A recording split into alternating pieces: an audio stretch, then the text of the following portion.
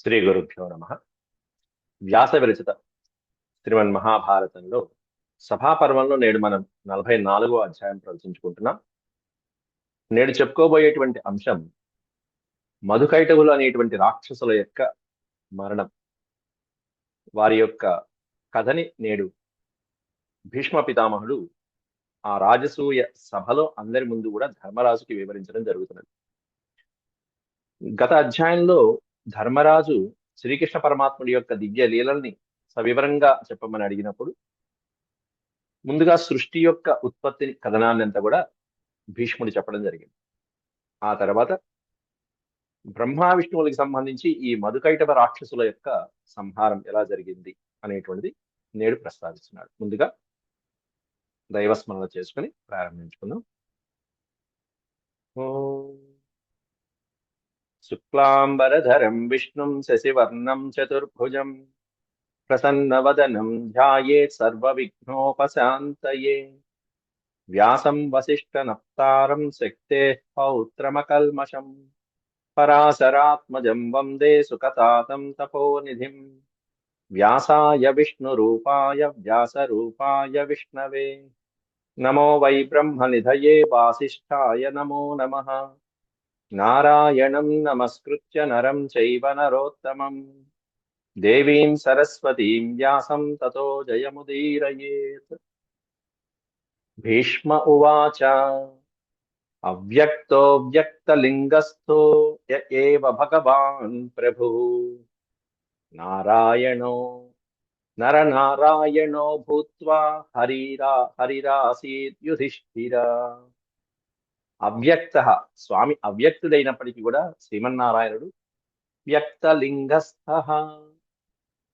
అంటే మానవ మాతృడిగా లీలామానుష స్వరూపుడిగా య ఏవ భగవాన్ ప్రభు య ఏవ ఇదిగో ఇక్కడ ఉన్నటువంటి ఈ స్వామి శ్రీకృష్ణ పరమాత్ముడే ఎలా ఉద్భవించాడు? నరనారాయణో భూత్వా ఆ శ్రీ మహావిష్ణువే నరనారాయణులుగా ఉద్భవించి హరిరాసీత్ యుధిష్ఠిర ఇక్కడ శ్రీకృష్ణ పరమాత్ముడిగా మళ్ళీ ఉద్భవించాడయ్యా యుధిష్ఠిర అంటూ భీష్మ పితామహుడు శ్రీకృష్ణ పరమాత్ముడి యొక్క లీలలు చెప్తున్నాడు. బ్రహ్మాచ శక్ర సూర్యశ్చ ధర్మశ్చైవ సనాతనః బహుశః సర్వభూతాత్మా ప్రాదుర్భవతి కార్యతః. ఈ పరమాత్ముడి యొక్క అంశ వలని ఆయన యొక్క మానసికంగా ఆలోచన ప్రకారం బ్రహ్మదేవుడు గాని, శక్ర ఇంద్రుడు గాని, సూర్యుడు గాని, చంద్రుడు గాని, ధర్మశ్చైవ సనాతనః సనాతనమైనటువంటి అనేకమైనటువంటి ధర్మాలు వేదాలు అన్నీ ఉద్భవించాయి. సర్వభూతాత్మ ప్రాదుర్భవతి కార్యతః అనేకమైనటువంటి భూత ఆత్మ సర్వభూతాత్మ ప్రాదుర్భవం సమస్తమైనటువంటి ప్రాణుల్లో భూతాత్ముడైనటువంటి వాడు, భూతావాసుడైన వాడు, అంతర్యామిగా ఉండేటువంటి ఆ పరమాత్మ బహుశః సమస్తమైనటువంటి ప్రాణుల రూపాలని ధరించి ప్రాదుర్భవతి కార్యతః అనేకమైనటువంటి కార్యములు నెరవేర్చడం కోసం తనకి తాను అనేక రూపాలలో సృష్టి చేసుకున్నాడు. రకరకాలైనటువంటి కార్యాలు నెరవేర్చడం కోసం బహుశః సర్వభూతాలు అనేక రకాలుగా సృష్టించుకున్నాడు. అందులో బ్రహ్మదేవుడు, ఇంద్రుడు మొదలైనటువంటి సమస్తమైనటువంటి దేవతల యొక్క ఆవిర్భావము కలిగింది. ప్రాదుర్భవాంస్తు వక్ష్యామి దివ్యాం దేవగణైర్యుతాన్ సుత్వా యుగ సహస్రం స ప్రాదుర్భవతి కార్యవాన్ అనేక బహుసాహస్రైర్దేవదేవో జగత్పతి. ప్రాదుర్భవాంస్తు వక్ష్యామి ఏ విధంగా అయితే ప్రాదుర్భావం జరిగింది అనేటువంటిది మనం అంతకుముందు చెప్పుకున్నాం. దివ్యాం దేవగణైర్యుతాన్ స్వర్గలోకంలో ఉండేటువంటి అనేకమైనటువంటి దేవతల యొక్క గణము అంటే సమూహం. దేవగణైర్యుతాన్ ముల్లోకాలలో ఉండేటువంటి సమస్తమైనటువంటి ప్రాణులు, దివ్యలోకంలో ఉండేటువంటి దేవతల యొక్క సమూహముల యొక్క ప్రాదుర్భావము మొదలైనటువంటివన్నీ కూడా ఈ స్వామి యొక్క సంకల్పంతోనే జరిగాయి.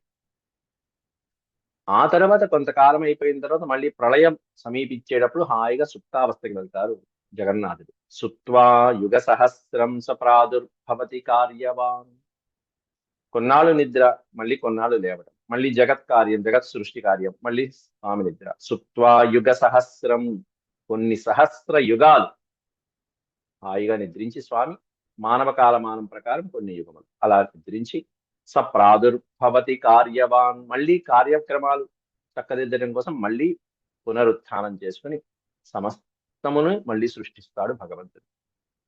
అనేక బహుసాహస్రైర్ దేవదేవో జగత్పతి, అనేకమైనటువంటి బహుసాహస్రై, వేలాది యుగంలో మళ్ళీ కార్యక్రమాలు అలా అలా అలా నడిపి అంటే సమస్తమైనటువంటి విశ్వాన్ని నడపడానికి ప్రాణికోటికి ఏ విధంగా అయితే ఉండాలో ఆ విధమైనటువంటి ప్రాణికోటిని అంతా కూడా సృష్టిస్తాడు జగత్పతి అయినటువంటి శ్రీమన్నారాయణుడు. ఆ క్రమంలోనే బ్రహ్మదేవుణ్ణి, కపిలుణ్ణి, పరమశివుణ్ణి మొదలైన వాళ్ళని కూడా సృష్టించాడు. బ్రహ్మాణం కపిలం చైవ పరమేష్ఠిం తథైవ చ దేవాన్ సప్తర్షిభిశ్చైవ శంకరం చ మహాయశాః. బ్రహ్మదేవుడేమిటి, కపిలుడేమిటి, అలాగే అనేకమైనటువంటి ప్రజాపతులేమిటి, దేవతలేమిటి, సకలమైనటువంటి దేవతలేమిటి, శంకరుడు కూడా, శంకరం చ మహాయశాః మొదలైనటువంటి వాళ్ళందరినీ కూడా, గొప్ప గొప్ప వాళ్ళందరినీ కూడా సృష్టించాడు పరమాత్మ. అలాగే సనత్ కుమారం భగవాన్ మనుం చైవ ప్రజాపతిం, సనత్ కుమారుడు సనక సనందాదులు మొదలైనటువంటి వారు, అలాగే భగవాన్ మను అంటే మనువులు మొదలైనటువంటి వాళ్ళు ఎవరైతే ఉన్నారో, మను ధర్మశాస్త్రాలు, వైవస్వత మనువు, స్వయంభవ మనువు, స్వారోజష మనువు, ఇట్లాంటి మనువులని, అలాగే ప్రజాపతులు ఎవరైతే ఉన్నారో ఆ దక్ష ప్రజాపతి ఇత్యాదులైన ప్రజాపతులందరినీ కూడా సృష్టించడం జరిగింది స్వామి. వీళ్ళందరినీ కూడా పూర్వమే ఈ సృష్టికి ప్రధానమైనటువంటి వాళ్ళుగా స్వామి సంకల్పించుకున్నారు. పురా చక్రే దేవాది ప్రదీప్తాగ్ని సమప్రభ, పూర్వమే ఈ దేవతలకందరికీ తగినటువంటి చక్కగా అనేకమైనటువంటి జీవన ఉపాధులు, వాళ్ళ కార్యక్రమాలు ఇవన్నీ కూడా వాళ్ళు జన్మించడము, వాళ్ళ యొక్క చేయవలసినటువంటి కార్యక్రమాలతో పాటుగా అన్ని కూడా ప్రదీప్తాగ్ని సమప్రభ అంటే కాంతివంతమైనటువంటి దేదీప్యమైనటువంటి అగ్నిశిఖలతో ప్రకాశించేటువంటి ఆ స్వామి చేత ఇవన్నీ నిర్వర్తించబడ్డాయి. ఏన చావర్ణ మధ్యస్థే, ఇక్కడ అర్ణవము అంటే సముద్రం, ఏన చార్ణవ మధ్యస్థౌ నష్టే స్థావర జంగమే నష్ట దేవాసురవరే ప్రణష్టోరగ రాక్షసే. ఏన చ అర్ణవ మధ్యస్థౌ, సముద్రం మధ్యలో హాయిగా మళ్ళీ పడుకుంటాడు. ఎప్పుడంటే ప్రళయం వచ్చినప్పుడు. నష్టే స్థావర జంగమి, సమస్తమైనటువంటి స్థావర జంగమాలన్నీ కూడా నశించిన తర్వాత ప్రళయ సమయంలో, నష్టే దేవాసుర వరే, దేవాసుర ప్రముఖులందరూ కూడా నశించిన సమయంలో, ప్రణష్టో ఉరగ రాక్షసే, ఉరగ రాక్షసములు మొదలైనటువంటి వాళ్ళందరూ కూడా నష్టం అయిపోయిన తర్వాత, ప్రళయంలో నశించిపోయిన తర్వాత ఈ స్వామి వాళ్ళందరినీ తనలో లయం చేసుకుని, దేవతల్ని తనలో లయం చేసుకుని, బ్రహ్మాది దేవతను కూడా తనలో లయం చేసుకుని హాయిగా ఆ సముద్రం మధ్యలో హాయిగా అలా శయనించి ఉంటాడు. అర్ణవ మధ్యస్థౌ, ఇవన్నీ కూడా ఎక్కడ లయమైపోతాయంటే సముద్రంలో కలిసిపోతాయి. ఇదిగో వీళ్ళందరూ, ఈ సకలమైనటువంటి జగత్తంతా కూడా సముద్రం మధ్యలో కలిసిపోతుంది. అట్లా ఉన్న ఒకనొక సమయంలో, ఏది మొత్తం అంతా సముద్రంలో కలిసిపోయినటువంటి సమయంలో, ఒకనొక సమయంలో మధుకైటభులు అనేటువంటి రాక్షసుల యొక్క సృష్టి జరిగింది. యోద్ధుకామౌ సుదుర్దర్శౌ భ్రాతరౌ మధుకైటభౌ హతౌ భగవతా తేన తతో దత్వా వరం పరం. యోద్ధుకామ సుదర్దర్శౌ భ్రాతరౌ మధుకైటభౌ, మధుకైటభులు అనేటువంటి ఇద్దరు సోదరులు, వాళ్ళిద్దరు కూడా భ్రాతరు, సోదరులు ఇద్దరు కూడా. సుదుర్దర్శౌ, ఎవరు కూడా జయింపలేనటువంటి వాళ్ళు, అతి పరాక్రమవంతులైనటువంటి వాళ్ళు. యోద్ధుకామౌ అంటే యుద్ధం చేయాలనేటువంటి కాంక్షతో ఎవరి మీద పడితే వాళ్ళకి యుద్ధం మీద వెళ్ళటం, వాళ్ళని జయించడము, ఆ ప్రదేశాన్ని ఆక్రమించడం, ఆయా లోకాలు ఆక్రమించడం. అట్లాంటి వాళ్ళు హతౌ భగవతా తేన తతో దత్వా వరం పరం, పరమాత్ముడి చేత వరం ఇవ్వబడి ఆ తర్వాత వీళ్ళిద్దరు కూడా భగవతా హతౌ, భగవంతుడి చేత సంహరించబడినటువంటి వాడు అయ్యారు. అటువంటి మధుకైటవ రాక్షసుల యొక్క వృత్తాంతం ప్రస్తుతిస్తున్నారు భీష్ముల వారు.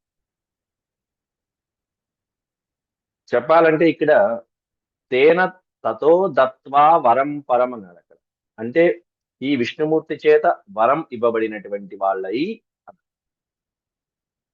విష్ణుమూర్తే వరం ఇస్తానంటే అక్కడ వాళ్ళు అపహాస్యం చేసి నువ్వు నాకు నువ్వు మాకు ఇచ్చేదేమిటి వరం, మా చేతిలో ఓడిపోయే పరిస్థితి మీది, ఎందుకంటే మాకు అసలు అమరలు మేము, మాకు మరణం లేదు, అమ్మవారే ఇచ్చేసింది అక్కడ మధుకైటవ మర్ధిని.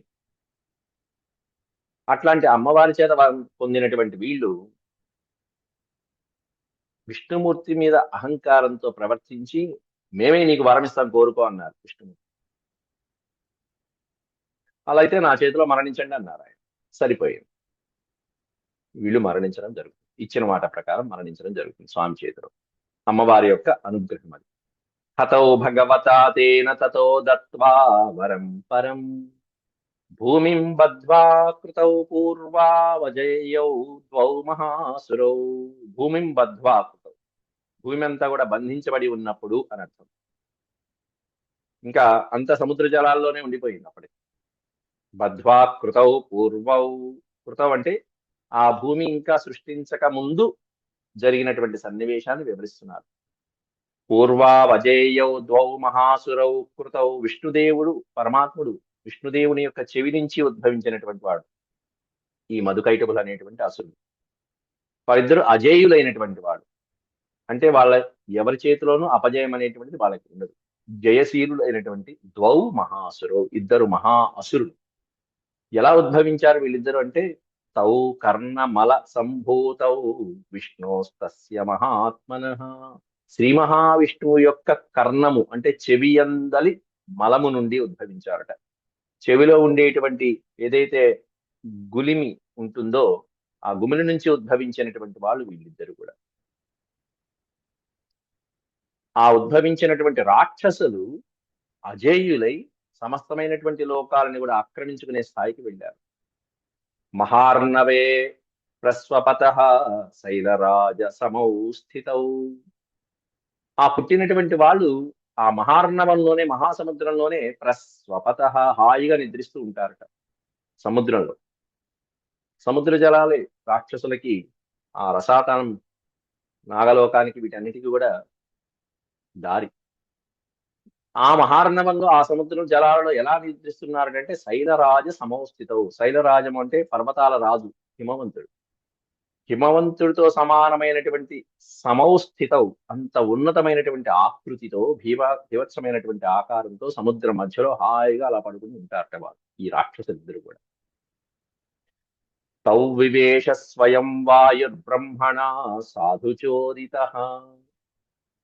తౌ వివేశ స్వయం వాయు బ్రహ్మణ, బ్రహ్మదేవుడు వాయువుని ప్రచోదనం చేసి వాయువు యొక్క ప్రేరణతో వాళ్ళని నిద్రలేపి వాళ్ళని బ్రహ్మదేవుడు అలా స్పృశించాట. ఎలా అబ్బాయిలు బాగున్నారా అంటూ. తౌ దివం ఛాదయిత్వాతు వవృధాతే మహాసురౌ వాయు ప్రమాణౌ తౌ దృష్ట్వా బ్రహ్మ పర్యమృశనైః.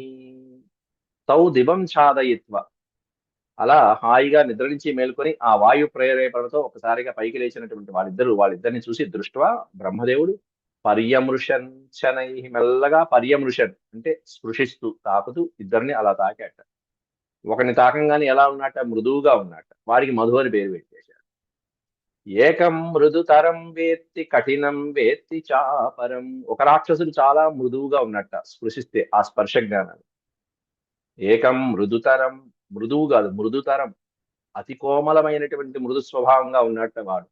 ఇంకొకటి ఏమైనా కఠినం వేత్తి చాపరం, అత్యంత కఠినాత్ముడుగా ఉన్నట్ట వాడు. దాంతో వీళ్ళిద్దరికీ బ్రహ్మదేవుడే బారసాలు చేసి పారేశాడు, నామకరణం చేశాడు. నామానీతు తయోశ్చక్రే సవిత సలిలోద్భవ. సలిల ఉద్భవ, నీటి నుండి ఉద్భవించినటువంటి వీరికి, ఆ లేచినటువంటి వాళ్ళకి నామానీతు చక్రే, నామధేయాలు పెట్టాట బ్రహ్మగారు. ఏమని? మధుస్వయం మధుర్నామ కఠిన కైటభస్వయం. మృదుస్వయం, మృదుస్వయం, అయం మృదువు, ఇతడు చాలా మృదువుగా ఉన్నాడు, ఆ కారణంతో ఇతడి పేరు మధుర్నామ. మృదువుగా ఉన్నవాడు కాబట్టి మధు అని పేరు పెట్టాడు. కఠినంగా ఉన్నటువంటి వాడు కాబట్టి కైటభ స్వయం, కైటభుడు అని స్వయంగా బ్రహ్మదేవుడే నామకరణాలు చేశాడు ఇద్దరికి కూడా, ఈ బాలురికి, చిన్నవాళ్ళు రాక్షసులు ఇద్దరు. మధుకైటబులు అనేటువంటి రాక్షసులు, అమ్మవారి ఉపాసకులు వీళ్ళిద్దరు కూడా. ఆ ఆఖ్యానాన్ని ఇక్కడ ఇవ్వలేదు. అమ్మవారి యొక్క ఉపాసన చేసినటువంటి ఆఖ్యానాన్ని ఇవ్వకుండా విష్ణువుతో యుద్ధం చేసినటువంటి ఆఖ్యానాన్ని ప్రస్తావిస్తున్నాడు భీష్ముడు. తౌ దైత్యౌ కృతనామానౌ చేరతుర్బల గర్వితౌ. తౌ దైత్యౌ, వాళ్ళిద్దరు కూడా కృతనామానౌ, చక్కగా బ్రహ్మదేవుడి చేత చక్కటి నామాలు అంటే నామకరణం చేయబడినటువంటి వాళ్ళై, చేరతుర్బల గర్వితో, తమ యొక్క బల గర్వంతో ఇక అక్కడి నుంచి వాళ్ళు చేయవలసినటువంటి కార్య ఆరంభం చేయటం మొదలుపెట్టారు. ఏ పురం కనిపిస్తే ఆ పురం, ఏ లోకం కనిపిస్తే ఆ లోకం ఆక్రమించుకోవడం మొదలుపెట్టేశారు. తౌ పురాధ దివం సర్వాం ప్రాప్తౌ రాజన్మహాసురౌ. పురా అధ దివం సర్వం, దివం సర్వం అంటే స్వర్గలోకమంతా ఆక్రమించేసుకున్నారు. ప్రాప్తౌ సర్వం ప్రచ్ఛాద్యాథ దివం సర్వాం చేరతుర్మధుకైటభౌ. ప్రచ్ఛాద్య అంటే కప్పివేయటం. ఆ మధుకైటములు తమ యొక్క పరాక్రమంతో స్వర్గలోకాన్నంతా కూడా, సర్వాం దివం మొత్తం సమస్తమైన స్వర్గలోకాన్నంతా కూడా ప్రచ్ఛాద్య కప్పివేశారట, ఇంకెవరూ లేకుండా. మొత్తం అంతా దాన్ని కూడా తీసుకొచ్చి సముద్రంలో ఉంచి పారేశారు. సర్వమే కార్ణవం లోకం యోద్ధుకామౌ సునిర్భయౌ. యోద్ధుకామౌ, యుద్ధం చెయ్యాలనేటువంటి కోరికతో నిర్భయంగా, సునిర్భయం, ఏ భయము లేకుండా, వీళ్ళకి అడ్డు అదుపు లేకుండా ఉన్నటువంటి వాళ్ళిద్దరు కూడా నిత్యము ఆ సముద్ర జలాలలోనే వసిస్తూ ఉంటారు. తౌ గతావసురౌ దృష్ట్వా బ్రహ్మలోక పితామహ. చివరికి ఇట్లాంటి వీళ్ళిద్దరు కూడా ఒకానొక సమయంలో బ్రహ్మగారి మీద యుద్ధానికి వెళ్ళారు. ఏది, వీళ్ళకి నామకరణాలు చేసినటువంటి బ్రహ్మగారు ఈ లోకమేటో చూద్దామని చెప్పి బ్రహ్మలోకానికి వెళ్తే పితామహుడు కాస్త వీళ్ళని చూసి భయపడిపోయారు. యుద్ధానికి రమ్మని వాళ్ళు కోరుకోవటం జరుగుతుంది బ్రహ్మగారిని కూడా. అయిపోయింది, ఇంద్రలోకం అయిపోయింది, చంద్రలోకం అయిపోయింది, ఇంకే లోకం, బ్రహ్మలోకం ఉంది పద యుద్ధానికి అని చెప్పి అనుకున్నారు. అంటే అసురులైనటువంటి వాళ్ళకి వరములు ఇచ్చిన తర్వాత వాళ్ళు ఆ వరాల యొక్క గర్వంతో వరములు ఇచ్చినటువంటి దేవతల పైన కూడా ఏ విధంగా అయితే పరాక్రమాన్ని చూపించి ఆ వరాలని దుర్వినియోగపరుస్తూ ఉంటారో, అట్లాంటి వాళ్ళకి పట్టేటువంటి గతి ఏమిటి అనేది ఇట్లాంటి కథల ద్వారా మనకి తెలుస్తూ ఉంటుంది. వాళ్ళేమైనా ఆ వరగర్వంతో ఆ వరాన్ని దుష్ప్రయోజనం చేసుకున్నారు, దుర్వినియోగం చేసుకున్నారు. దానివల్ల వచ్చేటువంటి దౌర్భాగ్య స్థితి వాళ్ళకి ఎలా కలుగుతుంది అనేది ఇట్లాంటి కథలు మనకి తెలుస్తూ ఉంటాయి. తౌ గతావసురౌ దృష్ట్వా, ఆ ఇద్దరు అసురుల్ని దృష్ట్వా చూసి బ్రహ్మ లోకపితామహ, లోకపితామహుడైనటువంటి బ్రహ్మగారు, లోకానికంతటికి తాతగారైన బ్రహ్మగారు, ఏ కార్ణవాంబునిచయే తత్రైవాంతరధీయత.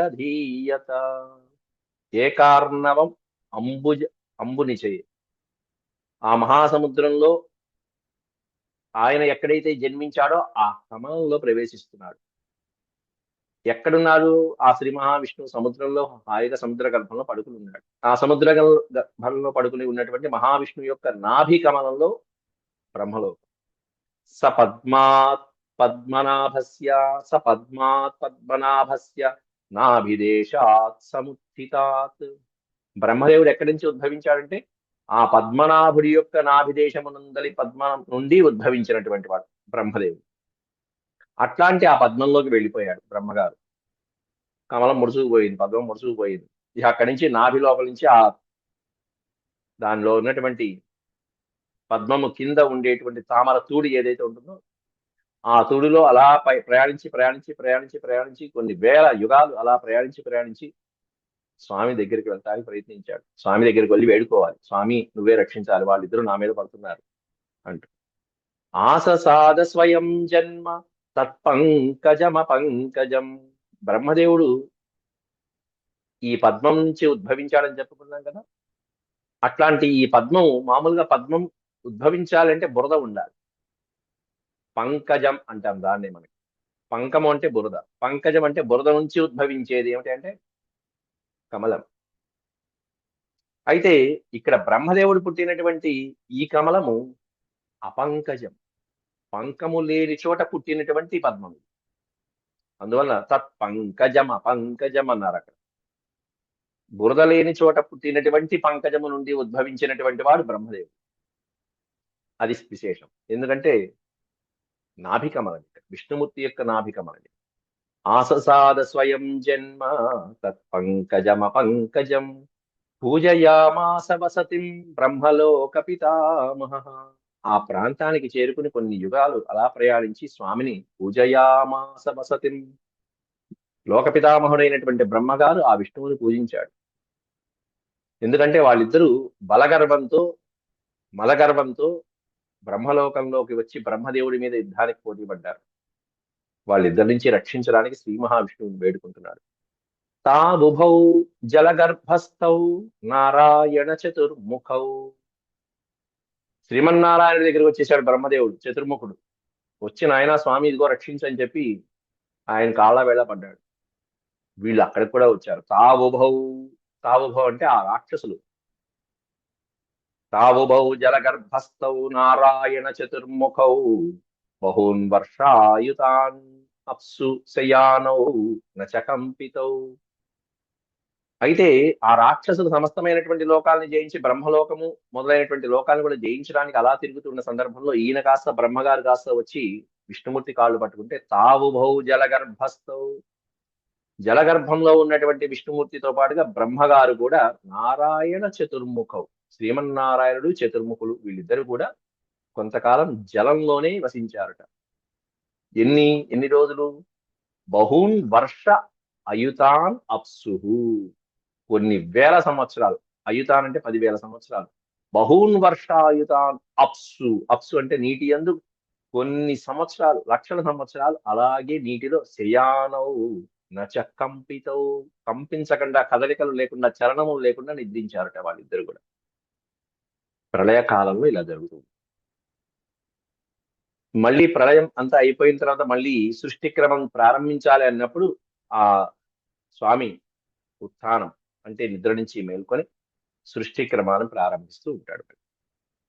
ఇట్లా కొన్ని యుగాలు నిద్రపోతున్నప్పుడు అట్లా దీర్ఘమైనటువంటి సందర్భంలో దీర్ఘకాలం అయిపోయిన తర్వాత ఈ మధుకైటవులు సమస్తమైన లోకాలను కూడా జయించుకుంటూ వచ్చి అద దీర్ఘస్య కాలస్య తాబుభౌ మధుకైటభౌ ఆజగ్మతుస్తౌ తం దేశం యత్ర బ్రహ్మా వ్యవస్థితః. ఆ మధుకైటవులు అందరిని జయించుకుంటూ వచ్చి అక్కడ ఆజగ్ముతు తౌ తం దేశం, ఎక్కడైతే బ్రహ్మదేవుడు నివసించి ఉన్నాడో ఆ ప్రదేశానికి చేరుకున్నారట ఆ మధుకైటవ రాక్షసులు. వీళ్ళిద్దరిని చూసి తౌ దృష్ట్వా లోకనాథస్తు రోషాత్ సంరక్తలోచన ఉత్పపాతాధశయనాత్ పద్మనాభో మహాద్యుతి. తౌ దృష్ట్వా లోకనాథస్తు, లోకనాథుడైనటువంటి శ్రీమన్నారాయణుడు సంరక్తలోచన, ఎర్రటి లోచనములతో కూడుకున్నటువంటి ఈ అసురులిద్దరిని చూసి ఉత్పపాతాధశయనాత్, ఆ శయనం నుండి ఒక్కసారి లేచాడు పద్మనాభుడు. మహాద్యుతి, కాంతివంతుడైనటువంటి శ్రీమన్నారాయణుడు ఆ శేషపాన్పుపై నుంచి అక్కడి నుంచి లేచి తద్యుద్ధమభవద్ఘోరం తయోస్తస్య చ భారత. యుద్ధమభవద్ఘోరం, వారి యొక్క యుద్ధ కండూతిని తీర్చడం కోసం. కండూతి అంటే దురద. వారి యొక్క బలగర్వాన్ని అణిచివేయడానికి, వారి యొక్క యుద్ధ కండూతిని తీర్చడం కోసం అని చెప్పేసి శ్రీ మహావిష్ణువు వారితో యుద్ధం చేయడం ప్రారంభించారు. తయోర్యుద్ధమభవద్ఘోరం, ఘోరమైన యుద్ధం చేశాడు. ఏ కార్ణవే తదా ఘోరే త్రైలోక్యే జలతాం గతే. ఏ కారణము అంటే సముద్రం. ఆ ఒకే సముద్రంలో తదా ఘోరే త్రైలోక్యే జగతాం గతే, మొత్తం ముల్లోకాలు కూడా అలా సముద్ర జలాలలోనే మునిగిపోయి ఉన్నటువంటి సందర్భంలో అలాంటి జలములపైనే వాళ్ళు యుద్ధం చేస్తూ తదభూతుములం యుద్ధం, వాటి మీదే నీళ్లలో కొట్టుకుంటున్నారు, పైన కొట్టుకుంటున్నారు, లోపలికి వెళ్ళి కొట్టుకుంటున్నారు. అలాంటి యుద్ధం, ఘోరమైనటువంటి యుద్ధం. తుములం యుద్ధం, తుములం అంటే అరివీర భయంకరమైనటువంటి యుద్ధం. తదభూతుములం యుద్ధం వర్ష సంఖ్య సహస్రశ, కొన్ని వేల సంవత్సరాల పాటు శ్రీ మహావిష్ణువు ఈ మధుకైటవ రాక్షసులతో యుద్ధం చేశాడు. శ్రీ మహావిష్ణువుకి ఇన్ని సంవత్సరాల పాటు యుద్ధం చేయవలసిన అవసరం ఏముంది అంటే, ఆ మధుకైటభ రాక్షసులు అంతకు ముందే అమ్మని ఉపాసన చేసుకుని అమ్మవారి యొక్క అనుగ్రహాన్ని పొంది ఆవిడ చేత వరం పొంది ఉన్నారు కాబట్టి విష్ణుమూర్తికి కూడా ఇంతకాలం పట్టిందని పూర్వకథల్లో దేవి భాగవతాలు లాంటి వాటిల్లో మనం చూసుకోవచ్చు. వర్ష సంఖ్యా సహస్రశః తుములం యుద్ధమభూత్ నచ తావసురౌ యుద్ధే తదా శ్రమమవాపతు. అన్ని సంవత్సరాలు యుద్ధం చేసినా కూడా ఆ అసురులిద్దరు కూడా ఆ యుద్ధంలో తదా శ్రమం అవాపతు, ఏమాత్రము శ్రమ పడలేదు. ఇక్కడ నారాయణుడు ఒకడే, కానీ అక్కడ ఇద్దరు రాక్షసులు ఉన్నారు. ఒకడు యుద్ధం చేస్తుంటే నారాయణుడితో రెండో వాడు హాయిగా విశ్రాంతి తీసుకుంటుంటాడు. ఈ ఒక రాక్షసుడు అలసిపోయిన తర్వాత రెండో రాక్షసుడు వస్తాడు, అలసిపోయిన వాడు విశ్రాంతి తీసుకుంటాడు. కానీ ఇక్కడ నారాయణుడు మాత్రం ఒకడే. ఏ మాత్రము విశ్రాంతి లేకుండా శ్రీమన్నారాయణుడు వీళ్ళిద్దరి రాక్షసులతో కొన్ని సంవత్సరాల యుగాల పాటు అట్లా యుద్ధం చేస్తూనే చేస్తూనే చేస్తూనే ఉన్నాడు. వీళ్ళకి మాత్రం అలసట కలగదు. నచ తావసురౌ యుద్ధే తదాశ్రమమవాపతు, ఏ మాత్రం శ్రమ కనిపించకుండా. అద దీర్ఘస్య కాలస్య తౌ దైత్యౌ యుద్ధ దుర్మదౌ, ఆ దైత్యులిద్దరు కూడా ఆ అసురులిద్దరు కూడా యుద్ధ మదంతో, యుద్ధం మీద ఉండేటువంటి ఆ మదంతో ఊచతు ప్రీత మనసౌ దేవం నారాయణం ప్రభుం. ఊచతు ప్రీత మనసౌ, శ్రీమన్నారాయణుడు ఈ విధంగా యుద్ధం చేసేటప్పటికీ సంతోషించినటువంటి మనసు కలిగిన వాళ్ళై నారాయణం ప్రభుం ఊచతు, శ్రీమన్నారాయణుడితో ఈ విధంగా అన్నారట రాక్షసులు ఇద్దరు కూడా. ఏమనంటున్నారు? ప్రీతౌ ప్రీతౌ స్వస్తవ యుద్ధేన శ్లాఘ్యస్త్వం మృత్యురావయో. నీ యుద్ధానికి మేము సంతోషించామయ్యా. ఆవయోహ మృత్యుహూత్వం, మా యొక్క మృత్యువుగా నిన్ను గుర్తించాము అని చెప్పి ఆ రాక్షసులిద్దరూ అన్నారట. అసలైతే అంతకుముందు జరిగింది అమ్మవారి యొక్క అనుగ్రహంతో శ్రీమన్నారాయణుడు గుర్తించి అమ్మవారు చెప్పినట్టుగా నడుచుకోవడం జరుగుతుంది అని వేరే భాగవతాల్లో మనకు ఉంటాయి అమ్మవారికి సంబంధించినటువంటి కథలు ఏవైతే ఉంటాయి. ప్రీతౌ స్వస్తవ యుద్ధేన తవ యుద్ధేన, నీ యుద్ధంతో, నువ్వు చేసినటువంటి యుద్ధంతో మేము సంతోషించామయ్యా. కాబట్టి మేమిద్దరం కూడా మా యొక్క మృత్యువుగా నిన్ను గుర్తించాం. త్వం మృత్యురావయో ఆవాం జహిన యత్రోర్వా సలిలేన పిరప్లుత హతౌ చ తవ పుత్రత్వం ప్రాప్నుయా వసురోత్తమ. రెండు వరాలు కోరుకున్నారట. నువ్వు మమ్మల్ని సంహరిస్తావు తప్పకుండా. అయితే ఎక్కడ సంహరిస్తావంటే, నీటిలో కాకుండా నీరు లేనటువంటి భూమి ఉన్నటువంటి ప్రాంతంలో మమ్మల్ని సంహరించు. నీరు లేని ప్రాంతం. ఆవాం జహిన యత్రోర్వా సలిలేన పిరప్లుత, సలిలము అంటే నీరు, నీరు లేనటువంటి భూభాగంలో మమ్మల్ని సంహరించు. అలాగే చనిపోయిన తర్వాత మేమిద్దరం నీకు పుత్రులమై జన్మించాలి. హతౌ చ తవ పుత్రత్వం ప్రాప్నుయావ సురోత్తమ. సురోత్తమ, ఓ సురోత్తమ, దేవతలలో ఉత్తమమైనటువంటి ఓ శ్రీహరి, పుత్రత్వం ప్రాప్నుయావ, తవ పుత్రత్వం, మేమిద్దరం నీకు పుత్రుడిగా జన్మించాలి అని చెప్పి కోరుకున్నారు వీళ్ళిద్దరు. వారి కోరికను మన్నించి శ్రీ మహావిష్ణువు అప్పటికి భూమి లేదు అక్కడ, అంతా జలమయమే. కాబట్టి ఆ శ్రీ మహావిష్ణువు తన తొడ మీద పెట్టుకుని చంపారట. నీరు లేనటువంటి ప్రదేశంలో తన తొడ మీద పెట్టుకుని ఆ రాక్షసుని సంహరించినట్టుగా ఇక్కడ చెప్తున్నారు. యోహ్యానాం యుధి నిర్జేత తస్యావాం విహితౌ సుతౌ తయోస్తు వచనం శ్రుత్వా తదా నారాయణ ప్రభుః తౌ ప్రహస్య మృదే దైత్యౌ దౌర్భ్యాం చ సమపీడయం. తయోస్తు వచనం శ్రుత్వా, వారి యొక్క వచనాలు విని శ్రీమన్నారాయణుడు తౌ ప్రహస్య, వారి వచనాలకి ఒక్కసారి ప్రహస్య మందహాసం చేసి చిరునవ్వు నవ్వి, మృదే దౌత్యౌ దౌర్భ్యాం, ఆ దైత్యులిద్దరిని కూడా భుజములతో, స్వామి యొక్క భుజములతో ఆ దైత్యుల్ని చేతుల్లోకి తీసుకుని సమపీడయన్, ఒక్కసారిగా పీడించి, అంటే భుజ పరాక్రమాలతో వారిని మర్దించి ఎక్కడ పెట్టేట, ఊరుభ్యాం నిధనం చక్రే. ఊరు అంటే తొడలు, స్వామి యొక్క తొడనే భూభాగంగా చేసుకుని అక్కడ జలములు ఉండవు. గురుభ్యాం నిధనం చక్రే, తన తొడల మీద పడుకోబెట్టుకుని వారిని సంహరించడం జరిగింది స్వామి. నిధనం చక్రే తావుభౌ మధుకైటభౌ, ఇద్దరు రాక్షసుల్ని అలా సంహరించాడు శ్రీహరి. తౌ హతౌ చాప్లుతౌ తోయే వపుర్భ్యామేకతాం గతౌ.